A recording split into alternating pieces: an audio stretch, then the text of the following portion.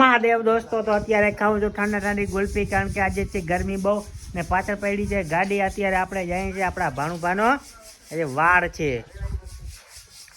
મસ્ત મજાની ગુલ્ફી છે. અને બીજું ભાણુભાઈ આપણે વાં છે યુગરાજનો આજે વાડ છે, તો આપણે અહીંયા જઈએ છીએ મીઠાપોટ જઈને મળશું. શું પી છો ભાઈ? આ છે આ ભાણુભાઈ અમારે બીજો લીમકા પીએ છે. અત્યારે ગરમી બહુ છે. વીરમારી સામે બેઠી છે, ઘઉં સાફ કરે છે.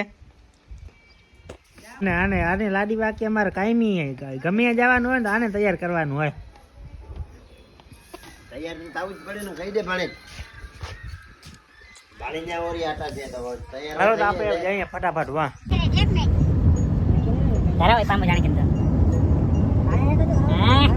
હા અમારે બનાવી છે.